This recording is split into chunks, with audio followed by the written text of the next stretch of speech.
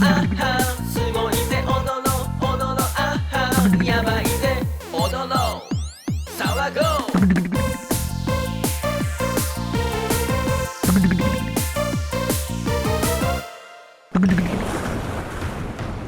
Oh no!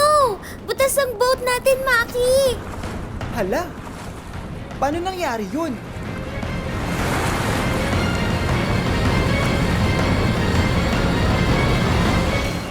Naku mga kaaha, naalala niyo pa ba sina Maki at Maya?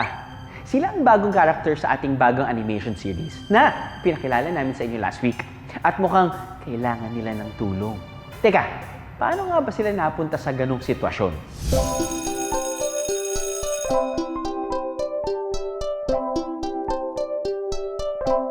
Maki, sali tayo sa Amazing Race! Ayoko, Maya. Mapapagod lang tayo. Dali na, Maki! Masaya yan! Sakto, tandem ang kailangan. Tayo na agad ang magka-partner. Tandem? Partner? Tayong dalawa? Maki, game na ha! Papalista na ako. Oh, okay. Yahoo! It's official! Sasali ang tambalang Mayaki sa Amazing Race. Pero ang hindi pa alam ng dalawa, sasali din pala ang kambal na sina Robin at Robert. Naku, sana naman friendly competition lang ang mangyari.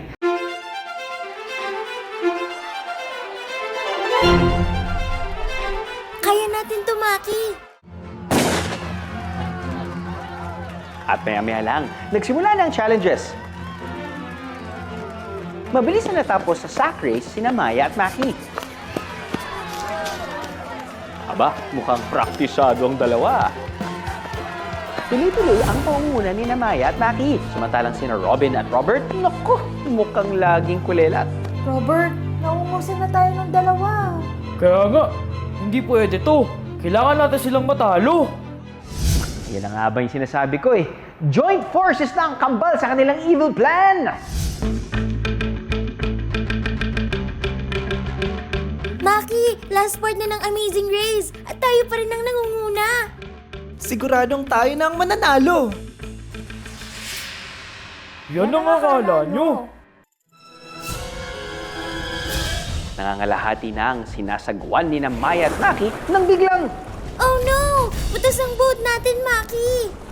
Hala, paano nangyari yun? bad yan, Robin at Robert. Maki, gamitin mo ang shoes mo para sahurin at itapon ng tubig. Sige. Pero kahit anong gawin ni Maki, tuloy-tuloy ang pagpasok ng tubig sa bangka. Huwag kasing assuming masyado. Panalo na. Naging bato pa.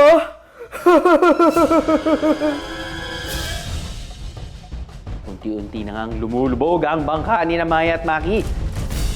Tulong! Tulong! Baka malunod po kami! Masagip kaya ang dalawa? Sino ang tutulong sa kanila? Maki, Maya, sakay na. Sino yun? Halika na kayo rito. Saan nanggagaling yun? Ang kulit nyo. Sumakay na kayo rito para makahabol pa kayo. Agad na sumakay ang dalawa. At sa sobrang bilis nilang magsagwan, nahawi ang bangka ni na Robin at Robert at lumangga sa iba.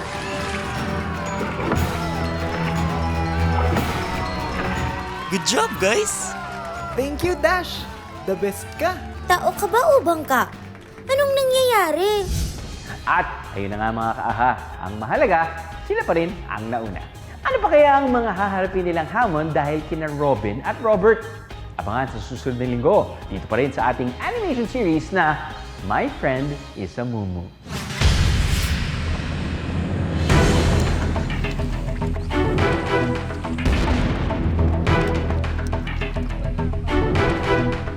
Kumukulo na rin ba ang dugo nyo sa sobrang init ng panahon? Ang solusyon, maligo sa dagat.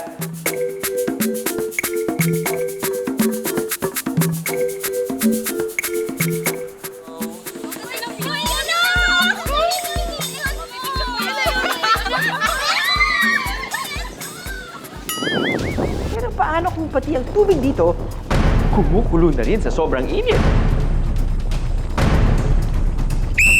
Bawal maligo dito!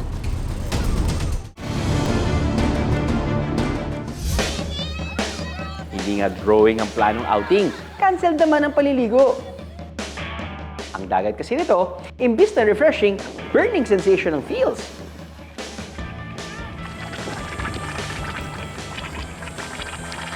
Matagal na itong na-discovery ang kumukulong dagat. Ang kumukulong dagat ay matatagpuan sa Barangay Pawa, Manito, Albay. Tinatawag itong boiling sea o boiling lake ng mga residente dahil literal itong kumukulo-kulo. Nakakapaso yan ng balat kasi talagang kumukulo yan. Talagang sobrang init yan.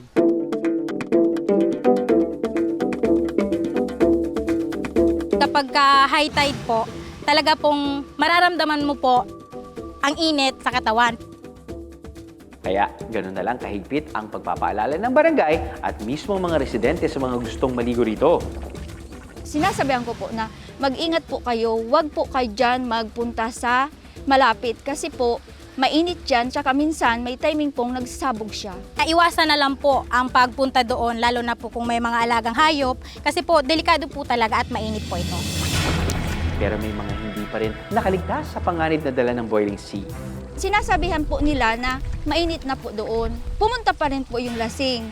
Ngayon, naanuhan po yung paa niya ng tubig. Di ko po alam kung namatay yun. May nalaman po ako na aksidente pero po hindi tao. May parang lumusob dyan na aso. Para maiwasan ang aksidente sa lugar, naglagay ng warning signs at markers ang barangay na iwasan ang paliligo, lalo kapag high tide, dahil baka maging mapaminsala ang matinding pagkulo ng tubig. Dahil epic fail ang planong paliligo, don't worry, may iba pang pwedeng gawin sa kumukulong dagat.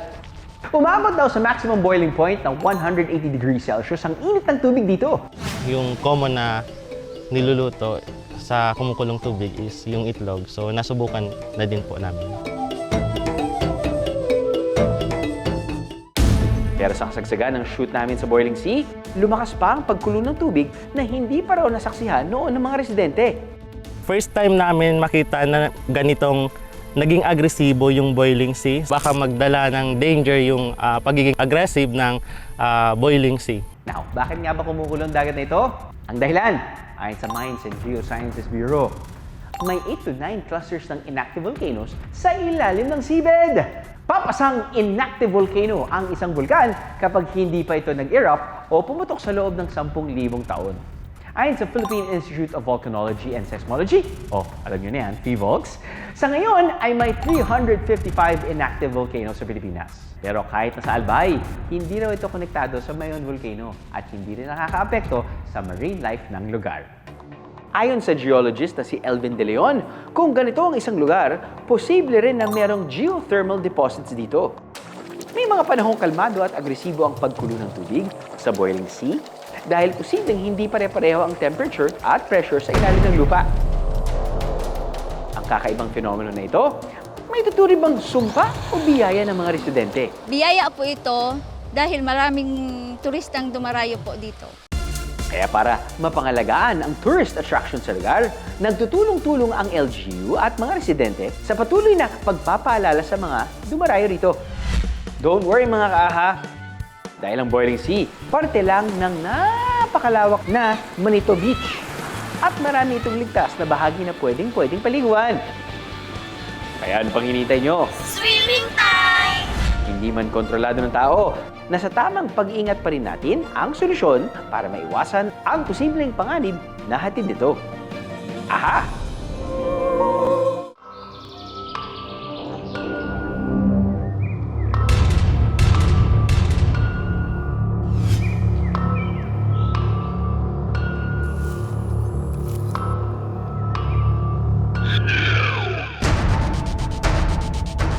Nag-viral ng video na ito kung saan ipinakikita sa digital map ang isang black spot sa Oslob, Cebu at ang nakalagay na pangalan, Oslob Sinkhole.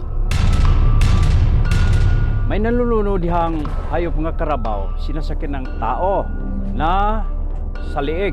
Nakakatakot yung lawa na yun kasi kahit malinaw ang tubig, malalim daw. At kapag sinumin daw ang mapa sa nasabing sinkhole, Hindi butas sa lupa, kundi isang lawa ang makikita.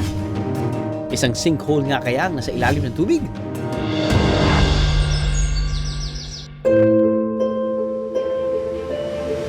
Pakay na ahatim ang misteryosong lawa na ito sa Oslob, Cebu. Na di umano ay may sinkhole sa ilalim. Narating na namin ang barangay Kanangkaan kung saan daw makikita ang lawa. Ilang hakbang lang mula sa liblib ng kalsada dito sa Oslob, Cebu, makikita ang Nakalaha Lake. Hango ang pangalan nito sa Visayan term na Kalaha, na ang ibig sabihin ay kawali. Hugis kawali raw kasi ang lawa. May lalim daw itong nasa 4 meters o 13 feet, kaya hindi rin ito pinaliliguan ng mga residente sa pangambang baka malunog sila.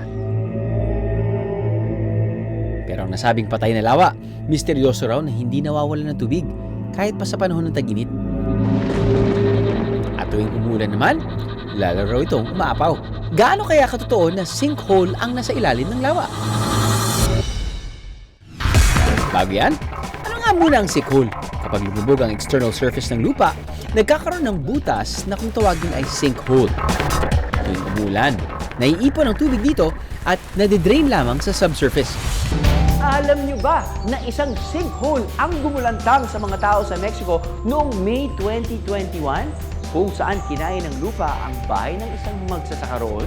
Ayon sa mga eksperto, na-dissolve ang mga limestone sa ilalim na nagsadhi ng pagguho ng lupa o sinkhole na mas malaki pa sa isang football field. Paano ito nangyayari? May types of rock sa ilalim ng lupa na pwedeng natural na matunaw ng groundwater.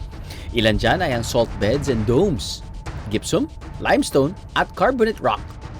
Kapag na-dissolve ito sa ilalim, lumalaki ang puwang ng underground space at kapag hindi kinaya ng lupa sa ibabaw ang bigat, bigla na lang itong magko-collapse. Isang pwedeng sanhin nito ang tubig ulan na tumatago sa ilalim ng lupa at nag-absorb ng carbon dioxide at humahalo sa decaying vegetation na siyang lumilikha ng acidic water. Ito ang pwedeng mag-dissolve sa limestone para magkaroon ng puwang underground. Pero kung minsan, nakaka-apekto rin daw ang mga ginagawa ng tao para ma-trigger ang isang sinkhole. Ano nga ba ang mga karaniwang factors na nagre-resulta sa pagguho ng lupa o sinkhole? Nariyan ang pagbaba ng water levels sa ilalim ng lupa dahil sa drought, wells, mining, and quarrying. Pwede ring disturbance of the soil through digging and drilling. May ilang factors din na pwedeng tingnan gaya ng mabigat na load na nakapatong sa lupa. Kung tatanungin ang mga kinaukulan sa kinalalagyan ng Nakalaha Lake, wala naman daw pagmiminan na malapit dito. At wala rin itinayong malalaking gusali sa paligid. Nag-imbita kami ng mga local barangay officials sa lugar para inspeksyonin ang ilalim ng naturang lawa sa Oslob. Ang nakita ko po sa ilalim ng tubig ay wala po akong nakitang sinkhole. Medyo malalim, may mga maliliit na bato-bato o mga sand. Dati wala yung tubig. Naging sakahan yan nila noon. Tapos ngayon, unti-unting may napupuno yung tubig dyan. Dumadami ng dumadami, tapos hindi naman siya nawala. Sa 51 anyos na ako nagtira dito, walang kumunoy na humihigop dyan. Kasi dati, iniararo yan dati.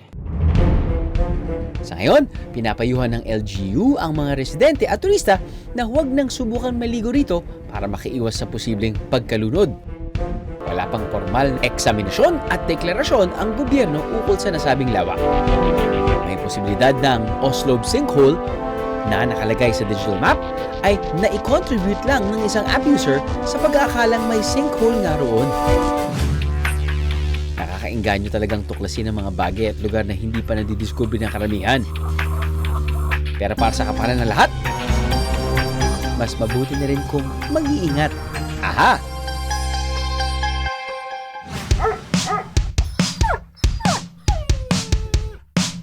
Ito si Max, isang 4-year-old na Pomeranian. Pangarap daw niyang maging dancer. Bago niya tayong sampulan ng tinikling performance niya, mas mabuting kilalanin muna natin siya. Sa unang tingin, akalain yung simpleng toy dog lang itong si Max.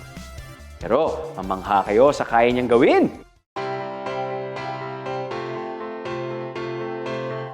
Teka Max, sino ka dyan? Pwede na ba akong model?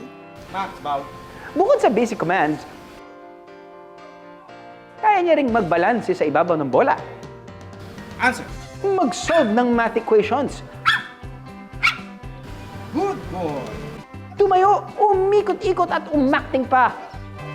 Max, turn. Lay them, go. Then stay. Stay. To the max naman palang skills nitong si Max. Ang fur dad niyang si Darius, ang siya ring tumatayong trainer niya. Start po ako nag-alaga ng aso nung pandemic 2020. Simula ako sa 2 aso lang, si Max at si Mix. Okay, Max, hindi ka ba nahihirapang matutuhan ng tricks na nagagawa mo ngayon? Kuya Drew, tama lang po. Yung iba, 2 weeks ko lang natutunan. Woof! Aba, ang galing naman pala. Bukod kay Max, ipinagmamalaki rin ni Darius ang mga anak ni Max. Sina Sam at Sia, parehong 2-year-old Pomeranian. Kasama rin niya ang mga ito sa iba't ibang dog events. Pagka yung mga event, sa mga parties, pero madalas po kami sa mga mall show, yan, sa mga competition, talent competition, agility competition. May mga awards si Max dyan, marami. One time, nagkaroon kami ng almost 2 years supply ng shampoo. Alam niyo bang originally ay malalaking uri ng aso raw ang Pomeranian noon? Tumitimbang sila ng halos 20 pounds. Bago i-breed para maging maliit na uri ng aso, ginagamit pa raw ang mga ito bilang sled dogs o kaya'y pampastol sa mga reindeer. Ang Pomeranian din ay kabilang sa ilang uri ng aso na may maraming kulay. Meron daw itong approximately 25 colors, kaya naman tinaguriang itong most colorful breed of dog.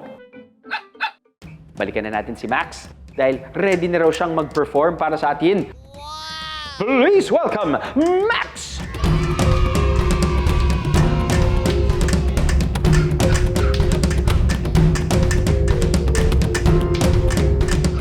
Anong masasabi niyo mga kaaha?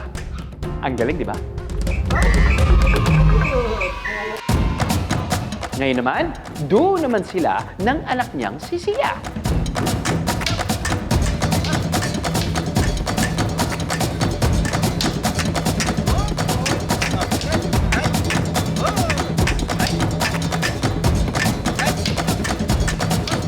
Wow. Good. Now, sit. Sia, sit. Attention. Faster.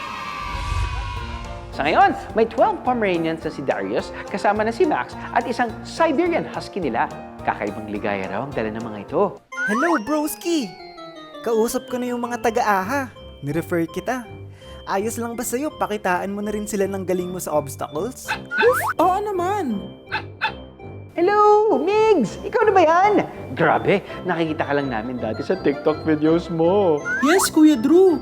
Siyempre, alagang-alaga ng aking mami Mariz. Mga kaaha, please meet ang Mighty Poodle ng Laguna, si Migs, na isa naman daw atleta. 7 years old na si Migs at alaga siya ni Maris. Nung nawala na yung parents ko, 2015 and 16, sabi ko sa mga kapatid ko, kailangan ko nang mag-alaga kasi mag-isa lang ako. So, ayun, parang binigay nila sa akin si Migs. Katulad din na Darius, si Maris na rin ang trainer ni Migs habang lumalaki.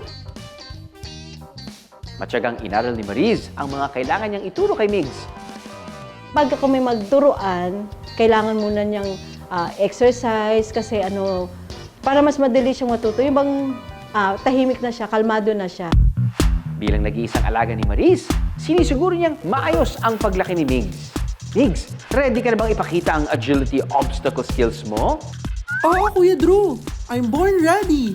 Woof! Aba, ikaw na! Pero may ipapakita muna ako sa inyo kasi love ako ni Mami.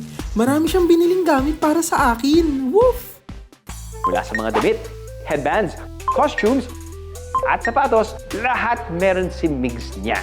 At kung lalabas nga ang mag-amo, terno rin sila lagi.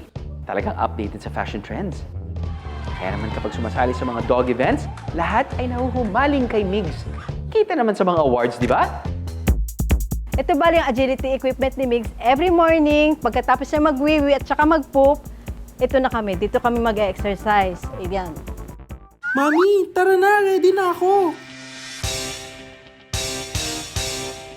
Go, dito na. Yes, good boy down. Down, down, down. Yes, ikaw, tunnel kuya. Yes, yes. Good boy. Jump, up the walk, up, up, up. Yeah, good boy down. Yeah, good boy, up.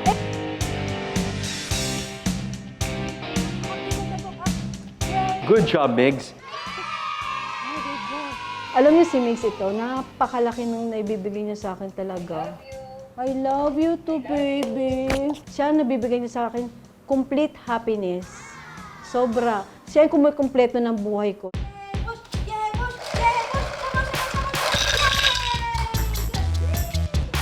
Mga kaaha, pasok ba ang mga bida natin ngayong umaga? Sabi ko naman sa inyo eh.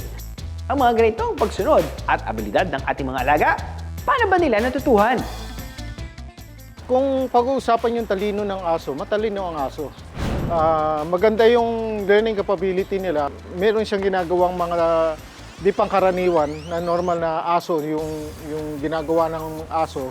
Like kung meron siyang kinukuha, nagre-retrieve, nagsisit, nagda-down.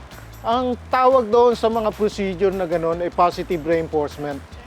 Meaning, binibigyan mo siya ng karapatan reward every time na meron siyang ginawang tama. Hanggang sa paulit-ulit na repetition yon na pumapasok na sa kanyang isipan na pag itong ginawa ko, tama yon, mabibigyan ako ng compliment. Sa galing at talento, hindi magpapahuli ang mga alaga natin.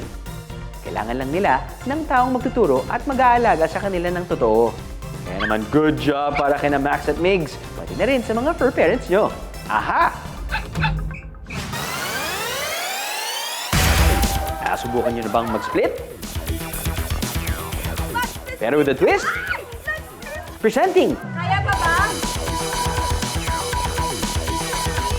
Aha! Split quiz!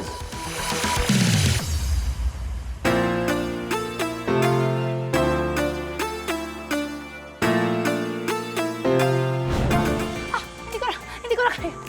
Kita nyo naman, mga kaaha, hindi ko po talaga kayang mag-split. Pero subukan natin sa ating mga kaaha dito. Well, hindi naman nila kailangan pang mag-split kung matalas ang kanilang isipan. Kaya naman, Shuvi, let's start! For our first question, the category is English. Bell Riz. Nauna ka, panindigan mo yan. R-I-Z-Z. Ay! Tama siya! Dahil dyan, mag-split ka. Hey. Ano naman ang value ng 5? Alam niyo yan, guys, alam niyo yan. It's 7 to tinuro sa atin. Dahil wala nakasagot, kayong dalawa ang mag-split. Ang tamang sagot po natin ay 3.14. Yan. Yan ang puso ng octopus. 176? Ay, ang dami naman nun. Ilang octopus yun? Isa. Paras kayong mali. Mag-split kayo. Split. Ang tamang sagot ay 3. May 3 silang puso. Ano ang tawag sa pag-ulan ng yelo? Kaya nyo to.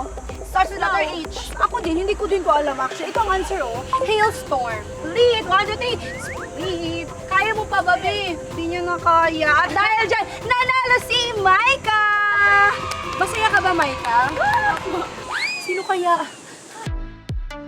Ngayon, ili-level up na natin ang split game. Sa point na to ng ating game, mga kaahan, ako, mas challenging dahil bukod sa pagsisplit, kailangan nilang humawak ng batsa. Bawat maling sagot ay may corresponding na pabigat. Naku, mas mahirap. Tingnan natin.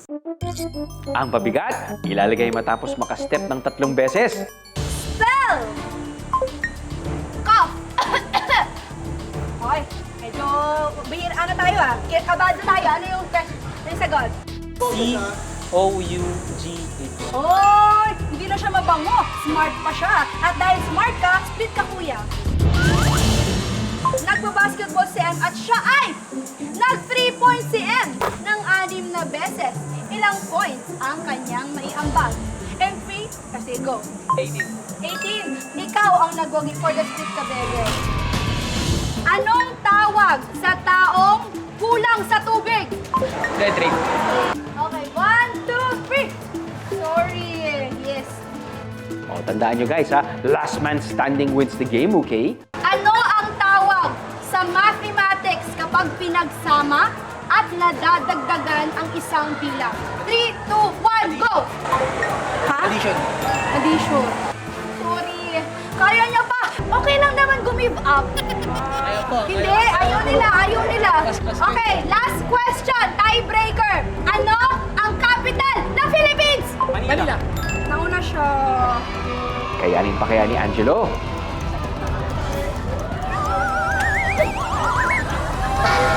Congratulations, Hansel! Ayon sa eksperto, para makapag-split, kailangang flexible ang inyong hips, glutes, at hamstrings. Kaya naman magagawa ito ng isang healthy adult with consistent practice and proper training. Mga ka-aha, kung gusto nyong i-try ang split quiz, isang paalala, ingat! Aha! Another episode, another fun-filled learning experience na naman ang natapos. Next week, marami pa tayong bagong madidiskubre at matututuhan. Para sa tuloy-tuloy na pagtuklas ng kaalaman at ang kwentuhan, puntahan lang ang aming Facebook page, AHA! At syempre ang aming TikTok account, AHA_GMA. Hanggang sa susunod na linggo, dito lang kung saan masaya ang matuto. AHA!